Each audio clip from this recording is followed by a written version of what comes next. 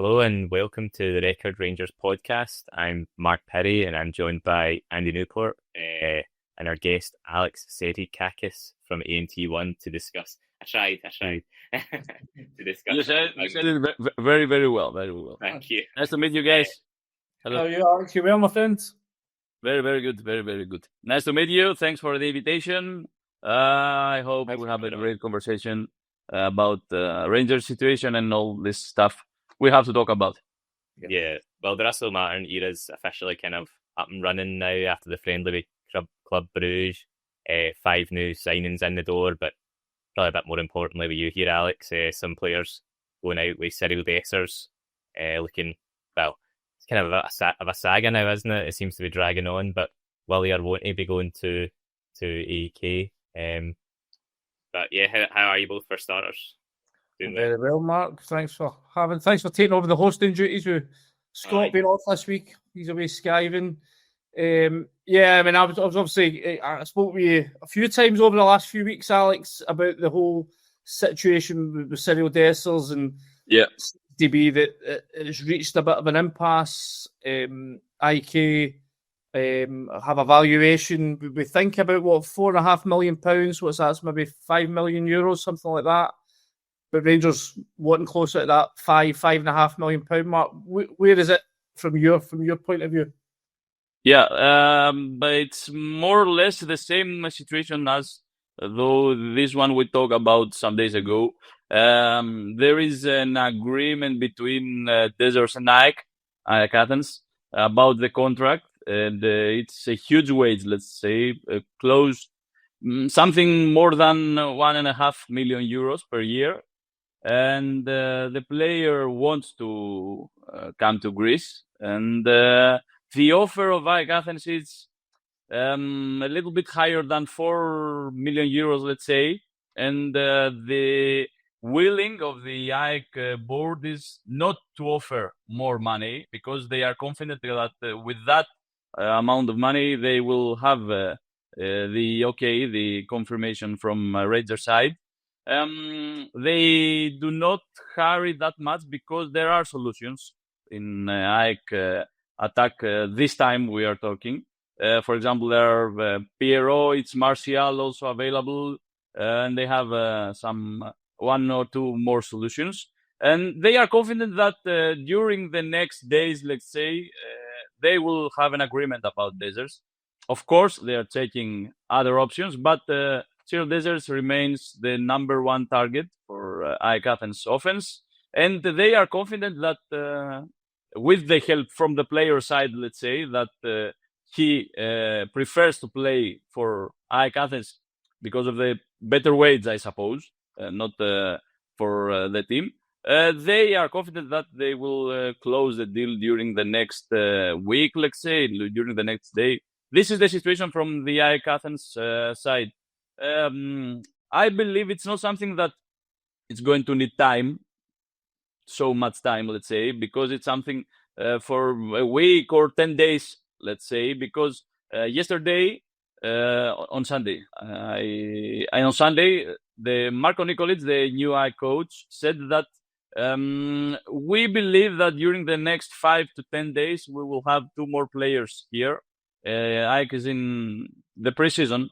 That time, and Marko Nikolic said that during the next 7 to 10 days, there will be 2 more transfers completed, and based on the news we received and we hear, one of them is for the center for, and as I said, Cyriel Dessers is the number 1 target. That's why I believe that it's not something that will take too much to see where it will go. That's the situation from the AEK Athens side. Alex, I mean, you talk about the timing. You talk about there's not too much hurry. They can wait for another week or so. What is the timescale for AEK in their season? AEK in their season, have they got European qualifiers, and does that affect their planning? You know, obviously Rangers are playing Panathinaikos, and we'll talk to you about that in a short moment. But I would think like Rangers would be keen to get through that qualifier first before allowing Cyriel Dessers to move on. Was the AEK situation? AEK as Rangers, they have qualification for the Conference League, not for the Champions League, the Conference League. They do not know their opponent yet, because their opponent will become known from the loser of the couple between Levski Sofia and Hapoel Beersheva. The first game is on 24th of July, and but for that game, if I have understood well the situation, there is a need for a midfielder and maybe a right back. As for the center forward, for the striker, this time, this hour we are talking, it's not a priority, and that's why I'm saying that they do not hurry to close the striker situation and Cyriel Dessers. That's why I'm saying that they are confident, they have the time, and with the players' help, because what we know is that the player is happy from the offer of AEK, and he's pushing as he could the Rangers in order to say yes, in order to confirm for the transfer. And just on Panathinaikos then, how are their preparations this summer going, and how confident are they in their chances of getting past Rangers into the next stage of the Champions League qualifiers? Yeah. Panathinaikos is also in the preseason, like Rangers, I suppose. And they have also played 2 friendly games till now. They have until the 23rd of July. It's the first game, right? If I'm not wrong. They have 3 more friendly games to play. As for the roster of Panathinaikos, we do not expect, if something very unexpected happen, we do not expect transfers in or transfers out. The roster is more or less okay for those games against Rangers, and they are confident that they can qualify. It's a very, very important game for Panathinaikos seasons, as for Rangers also, because you know very well that the team that qualify to the next round will make a step for the Champions League, of course, but will also guarantee a spot in the Europa League stage, which is something very, very, very important. Can I just ask, obviously, the game has not been played at Panathinaikos' traditional home. It's been moved to the Olympic Stadium. How much of a factor do you think that will have? I mean, will Panathinaikos sell that stadium out? Will it be half empty? Will it be full? What will that do to the atmosphere? Yeah, last year Panathinaikos returned to the Olympic Stadium after some years in the official, let's say, home of the club in a smaller football pitch. It's 15,000 of crowd, but last year they returned to the Olympic Stadium, and if you remember, maybe you will not remember that. There were some European matches. Some, if I'm not wrong, last year it was 2 years ago in Olympic Stadium also against Braga, but it was in the mid-August, let's say. There were more or less 40,000 Panathinaikos supporters in the stadium. Because of this time of the game, it's mid-July, let's say, many of the supporters will be on holiday. I'm not very sure that will be more than 35 thousands of Panathinaikos. It's a very, very big stadium. It's like 68,000 of supporters that could be into the stadium, but maybe 25,000 to 30 will be there to support Panathinaikos.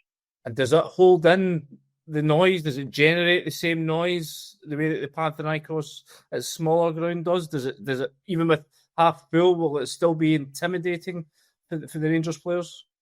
No, I believe that the official, let's say, home. Maybe you remember that 15 years ago, it was you know the official stadium. They have played the Panathinaikos and Rangers in the official game with the Nacho Novo goal, if I'm not wrong. Right. Remember that.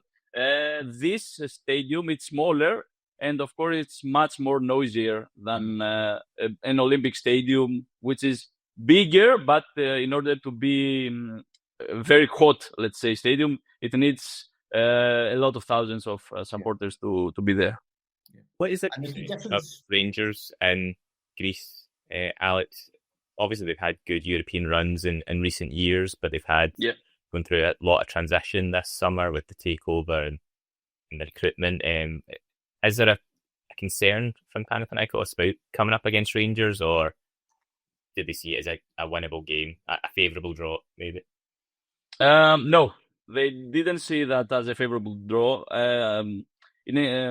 In reality, they saw it like the worst possible draw, let's say, because they knew that the Rangers is a very, very good team. And we saw the team during the last year against Olympiacos games. And they know that Rangers is a very, very good team, a team established in Europe right now, and last year in Europa League. But they believe that it's not something unachievable, let's say. It's something they can fight for. It's something they can do their best in order to qualify. But they know it's, in my opinion, Rangers is the favorite. And I believe that in Panathinaikos they have something similar as an opinion. They know that Rangers is the favorite of the couple. But it's not something unachievable, as I said before. Brilliant, Alex. I really appreciate your time. Thanks for joining us, mate. We'll speak again soon, hopefully. Thank you again, guys, for the invitation. I will be very happy to speak with you again. Good man. Cheers. Thanks all. Thanks again. Well, speaking of the games getting back underway, Andy, first taste of Russell Martin's Rangers at the weekend. What did you think of it? It was the very definition of a game of two halves, wasn't it? Obviously, there was a sort of bright start. You could see the intent of the new manager and what he's trying to achieve almost straight for kick-off. I mean, within literally 10, 15 seconds, the ball had been played into the Bruges half, and you could see Robin Proper pushing his back four right up to the halfway line, pushing the rest of the team beyond him to get right into the faces of Bruges and press high. And, that's the type of front foot, aggressive pressing that Russell Martin wants his teams to play like. And the trouble is that he's only had them on the training pitch for a couple of weeks, and the team was very much of the makeshift variety, and it didn't take long for some of the sort of let's just say the lack of cohesion that's yet to be built for that to become really glaring. A centre back pairing of Robin Proper and Leon King. I mean, nobody's expecting that to be the long-term partnership at the back, and there was just a lack of they just went on each other's wavelength, and that really led to the problems that for the team sort of concede those two qualifier goals. I mean, just looking at that starting 11, there's only two guys in it you'd expect to be playing any sort of regular action next season. But you saw in the half-time, obviously, a few more guys came on. Obviously, James Tavernier playing in a sort of unfamiliar centre-back slot, but I actually thought he looked very secure, very confident, much more so than Robin Proper had in the first half. Yeah. See him playing there more often? Maybe. I think that's an option this season. I think, especially when Max Allen's come in, I don't think Aarons has come up from Bournemouth, with the idea to spend much time on the bench. This is a crucial season for him. He's a Premier League footballer. He's got almost 100 appearances in the Premier League.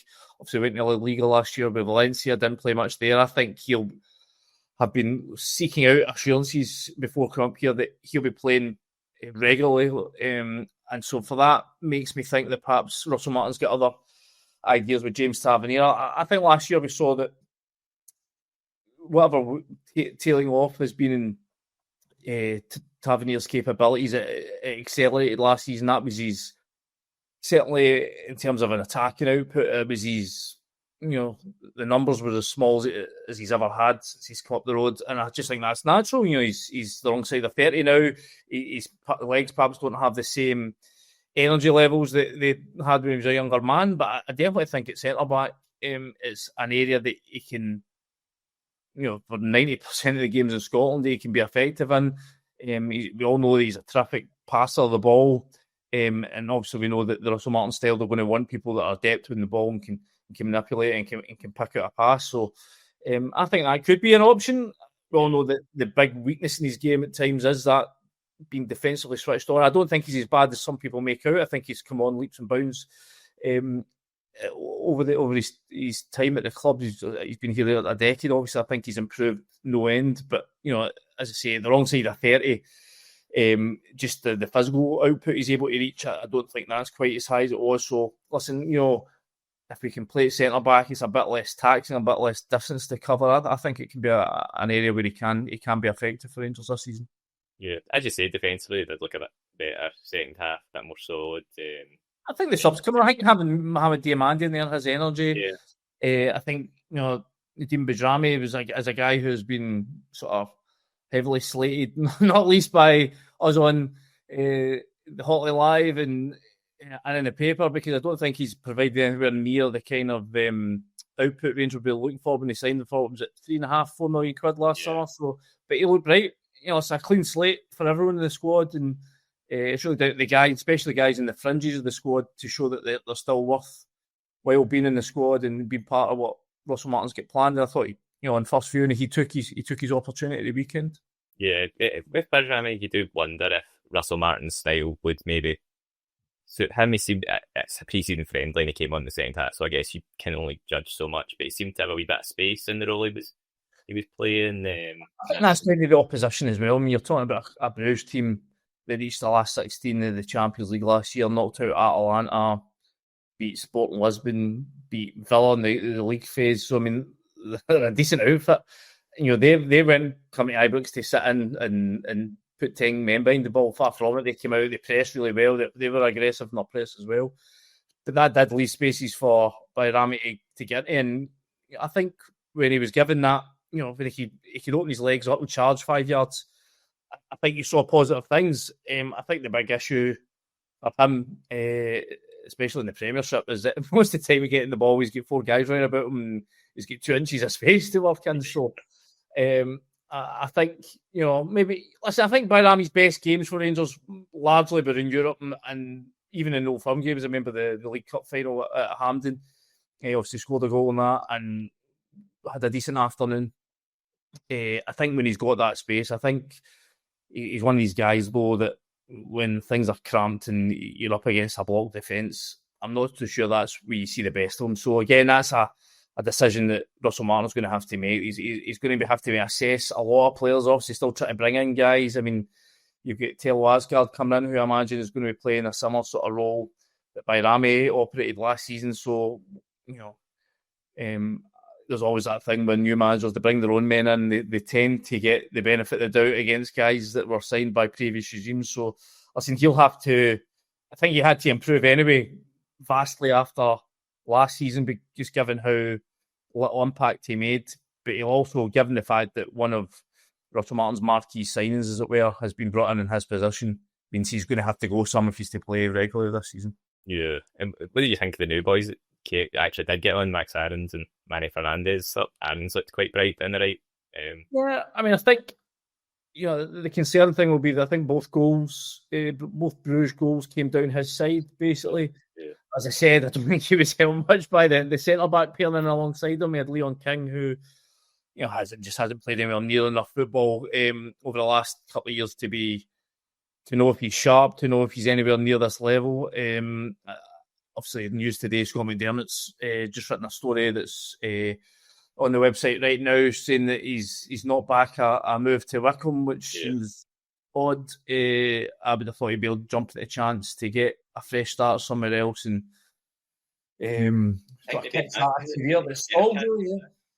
Russell Martin, then, if he's getting in the starting 11 against Bruges, maybe he thinks it's early days, obviously, and Russell Martin is going to bring in his own people, but maybe he sees a path to Rangers. I just think that was in terms of the options available to Russell Martin for the first friendly. I mean, obviously John Suter been out injured, or only just sort of coming back from injury. Ben Davies been injured. As you say, still waiting to get a few of the newcomers in. Conor Cody's also been mentioned, and DJ for Wolves.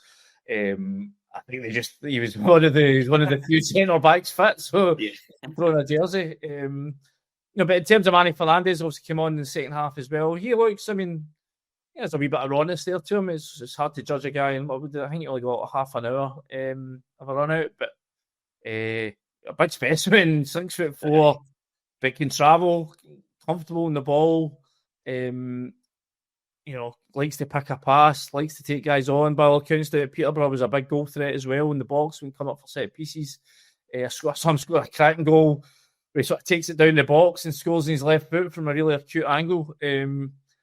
So, I mean, I think there's certainly things there, but for everything I've read, everything I've heard from the Peterborough end about him, they said it's just concentration issues. He's got a lot of good tools. He's got a lot of good attributes. It's just tying that all together and getting a 90-minute performance out of him. So, he'll be one. I'm not entirely sure you're going to see him too often in early parts of the season. I think he's somebody that the club have brought in with an eye to sort of develop and polish up. I think the hope is obviously we know that there's a definite interest in Conor Cody, as I say, Ndija for Wolves. These are guys that are, as much as Ndija's only played half a dozen games in the Premier League, but he's coming for a Premier League club. He's commanded a £10 million price tag. Okay, he's only coming a year's loan.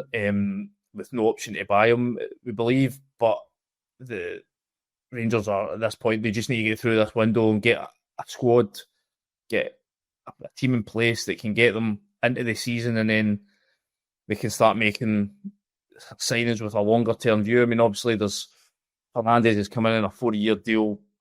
He's one for the future. Agsgaard, again, has been signed a long-term vision, but you've got Rothwell at 30. We've talked of Conor Cody, even talking Jamie Vardy, 38 years old. These aren't guys that are going to be serving Rangers for the next 4 or 5 years. These are guys that are coming in just for the here and now, just to get this new regime up and running. But Rangers really do need to have one eye on the here and now and one eye in the future. I think that's a balance that they've not quite got right at times. Too many times they've bought project signings that haven't been near enough ready to make an impact now. I don't think it's a bad thing to be signing guys with experience and guys that have been tried and tested over the course. And you're talking about Joe Rothwell, for example. He's coming up having had back-to-back promotions out of the Championship. I don't think anybody can disagree that the Championship's a comparable level to the top end of the Scottish Premiership. I think it's a decent signing. I think it's probably the right way about going about things is to get guys that can make an impact this season, but also having just an eye on future seasons down the line. Right. Well, you've touched on transfers and you've touched on Jamie Vardy, so we need to talk about Jamie Vardy. Russell Martin's been asked about him now.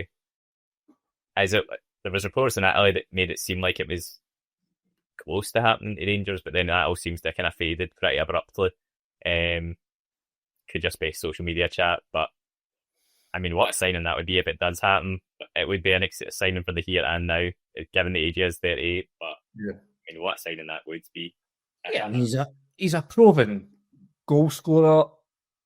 And he's obviously, his CV speaks for itself. How many England caps? He's 200 goals for Leicester, 100 and so many of them in the Premier League. The first £1 million player to come out of the non-league football. I mean, he's had a terrific career, 38. I mean, 10 goals last season for Leicester. Yeah, Leicester team that get relegated, he still manages to get 10 goals. Shows that he's not done yet. But what I would say is the type of football that Jamie Vardy has played the majority of his career, it's been, you would say, sort of counter-attacking football where he's had space to run into. We all have that vision of him sort of springing an offside trap and galloping through and goal and putting it past the goalkeeper. Is that really going to be the type of football he's going to be served up at Ibrox if it were to come? I'm not so sure. I mean, I know there's talk of Luuk de Jong. I'm not entirely convinced how serious those ones are, but for me, just looking at the two profiles of two veteran strikers, I think the de Jong would be a better fit. You're talking about a guy who's just won 2 league titles in Holland with PSV, who is that wily sort of target man, centre forward, does the dark arts. I mean, MD saying that, at 34, is he good enough to play for Rangers? Well, I just remember back a couple of years ago when PSV tore Michael Beale's team apart and he was taking over the two legs. And he's a couple of years older since then. But for me, if you're looking for somebody to fill that veteran centre-forward slot, maybe not start every week. Obviously, I think most fans, if they're looking for a new centre-forward, I think it seems to be the excitement is over Dor Turgeman coming in from Israel. But if you're looking for somebody else just to provide that, again, that bit of experience and nous for the here and now, for me, Luuk de Jong would tick a lot more of the boxes than Jamie Vardy would be.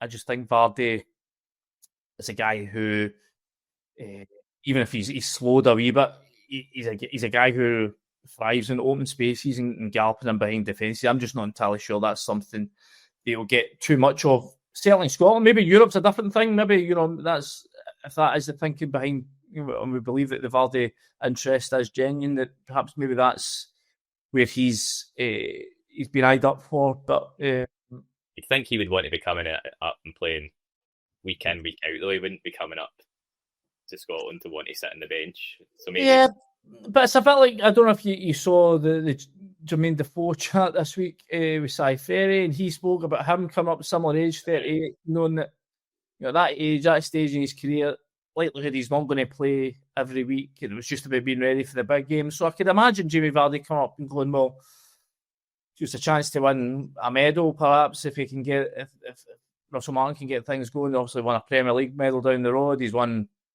an FA Cup winners medal under Brendan Rodgers at Leicester. So is this a chance to come up here? Might he have to pick and choose his games to get himself ready? Who knows? But I just think there's not many games up here. Your bread and butter Premiership games that would naturally suit his type of. I just don't want to see him having 15, 20 yards of space to run into. I think he's going to be dealing with 15, 20 inches more like this season, just the way that the teams are going to sit up against what's going to be a possession-heavy Russell Martin team. The defence is going to have plenty of time to get themselves back in and shaped up. So I would think, I just think if you're looking at somebody to fill that sort of veteran type figure slot in the squad, maybe Luuk de Jong is somebody that really is worth consideration. Yeah, that seems to be gathering a bit of traction. Like again in the Netherlands, like Pierre Bosch has been saying he spoke to Luuk de Jong about it. Just that, as you say, it's just getting these players in them. But in a couple of years ago he was impressive against Rangers, and he since then he has gone on to win 2 Eredivisie, so he can't really be that far off. And he did play regularly last season. He was a big contributor and their captain. That's it. I mean, as you say, club captain, leader of the squad. A guy who's played at some properly big clubs, so we'll know what pressure feels like. Be it at Newcastle, be it Sevilla, be it at Barcelona. Like I say, fantastic career in Holland, where the football's every bit as intense as it is here. So, who knows how real this interest is? I'm just saying, on a very sort of superficial level, for me, if I was looking at it, I would think that Luuk de Jong is a guy who could play a part, give Rangers a different option. I mean, you're looking at Turgeman, he looks like a more dynamic ball carrier type of striker. If that is to get the way they're going to go, different to Dessers, different to Igamani, depending on what happens with those guys. Just in terms of giving Rangers a plan B, I think that's a deal that they should be interested in. Especially, there's no transfer fee to be paid. He's out of contract, so every penny's a prisoner, as we know at Ibrox. So. For me, that's a deal that could potentially make sense. Yeah, and the Igaman one's another one that seems to be dragging on slightly. It seemed like it kind of all really, really ramped up very quickly, and then it's kind of went quiet. The Lille president was saying they are interested in him, but as it stands, there's still no offer. Be put in. Just seems like it's kind of, I don't know if it suits Rangers now, maybe with that Panathinaikos game coming up, just similar to Dessers. Maybe if it just takes that wee bit longer. Yeah, I wrote a column saying just that last week, that the longer they can string this out, the better, because frankly, Rangers need every bit of attacking firepower they can get. If you're talking about Dessers, 29 goals last season. Igamani, 16 goals, and obviously they've already lost Václav Černý. That's around 18 goals it was last season. So Rangers only scored 115 last season. Those three guys were responsible for half of that tally. So losing any of that and not having ready-made replacements in the door, and more importantly, up to speed with the way that Russell Martin wants to play, that would be a huge concern. So I think the longer they can string these deals out, the better. They can, certainly until they're at the point where they can get guys in. Doesn't look like the Turgeman interest has moved on all that much. In terms of attacking recruitment, it's only really been Telo Agsgaard that's come in that you would expect to be sort of playing in that sort of more further forward sort of positioning. So, I think it's an area that definitely needs address, especially if we imagine one, if not both, of Igamani and Dessers are going to leave at some stage. Just even listening to Alex there. Obviously, the Greek side seem confident that they can get a deal done. Leo, I think, as far as I've been told, have been sort of spooked off a wee bit by the size of the fee Rangers are looking for. But that's not to say that the closer they get to the start of the season, if other options don't materialise, that they might just decide to fork out, or Rangers might decide to lower their asking price if they feel that they need some more resources in order to push ahead with save other targets. So, but I'd be surprised if either Dessers or Igamani are allowed to leave without somebody else coming in before that Panathinaikos game. Yeah, and just the way the weekend looked as well against Bruges, maybe we're talking about strikers, but maybe it should be defenders that probably are needed in. First, the likes of Connor Cody. I know that one's obviously going on, but more centre backs is probably urgent. I think it is easy to again sort of look too much into pre-season friendlies. I mean, I said in Hotline Live the other night that this would have been a game where the team will have been doing double sessions most of the week leading up to it. They'll be tired, they'll be leggy. It's hard to look too closely at performance levels. I think you saw in the second half when there was more established first team guys added in, the team made more sense. Yeah. The way that you could see the signs of what Russell Martin's trying to achieve. There was more patterns of play available. There was the pressing made more sense. So obviously, I mean, you're still young. There's still a lot of young guys played in. Josh Gentles, obviously Finlay Curtis gets the goal, plays the 90 minutes. A few other guys, young Hutton at right back. I mean, so it's hard just to see. It's not a great game to draw too many conclusions from. Yeah.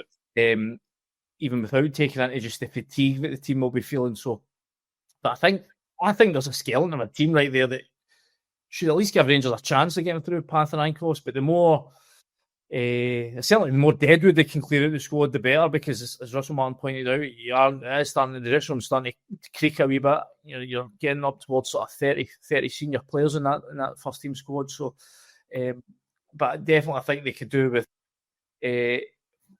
I think we Suter, Martin's confident Suter will be back with Fernandez, with Tavernier there, with Max Aarons, with Yefte. I think you've got a back four that can do the job. It's really about making sure, obviously, Dessers got a wee ankle knock. Igamani's only just rejoining the squad after the visa hold up. They really need to get these guys up to speed or replacements brought in before this game on the 22nd of July. Yeah, and you're away down south with them for the training camp, aren't you? Yeah, the team have travelled down today, Tuesday. So Scott McDermott and myself, a small smattering of journalists will be taking the train down Thursday down to Burton at St George's Park, where the England national team are usually based for their preparations. Rangers have hired that facility out for a week, so we'll go down on Thursday for a chat with a few of the players, and obviously Russell Martin will hope to sort of delve into his ideas, his thoughts on the squad and some other issues in a bit more detail. So we're looking forward to that one. So you'll have all that to read from some sort of Friday, Saturday onwards, and hopefully there should be a few good insights that we can glean from the new manager. Brilliant stuff. I think that's us kind of getting towards the time now to call it, Andy. So it's been good speaking with you. Enjoy George's Park when you're down there. Hope it's as nice as it is in Glasgow down there. Thanks for taking on the hosting duties. I know. But if I'm never back, you'll know it's not went well. So no, thanks a lot. For anyone watching, you can subscribe in the YouTube, get the clips on Twitter, get the podcast on Spotify, and all the other places you would expect. So all the best. Thanks for listening. Thanks for watching, and catch you soon.